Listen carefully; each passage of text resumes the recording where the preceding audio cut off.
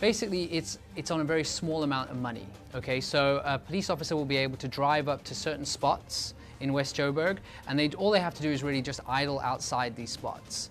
And places where drug dealers will be usually selling their drugs, they will come out, and instead of selling drugs, they'll drop a little bit of money into a police van. And then as that goes on, and we're talking small, like 50 Rand. Okay, so a police officer will be getting maybe 50 Rand. If there's a few extra passengers, maybe 200 Rand. And the idea from the drug dealer's perspective is that they don't want to say no to the police officers. So they want this sense that there is always going to be an opportunity for a police officer to get a little bit of money.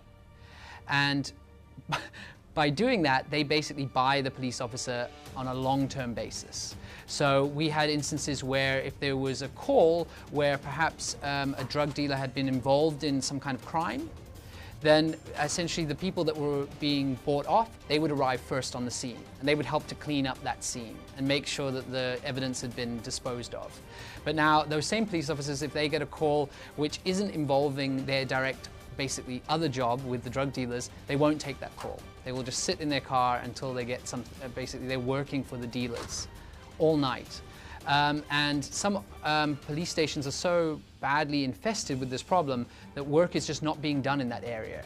You know, so you have these police officers, they have limited resources anyway, and a lot of those resources are going to service the drug syndicates.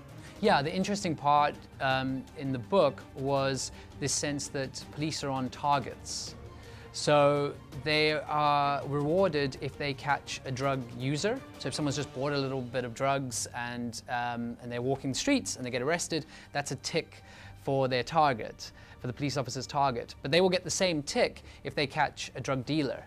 So the interesting thing is that you're not incentivizing the police in any way to catch those dealers, because the drug dens are essentially producing people that they're producing people that are breaking the law, buying drugs, then walking out on the street, and that creates an easy system for the police to then go just arrest and arrest and arrest.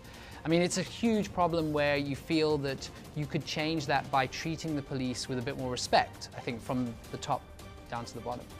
The interesting thing about writing a book like this is that you have to just draw a line, really, and you have to say, like, this is the end. And for real people and for a real story that is this serious, it doesn't end. You don't get that neat ending.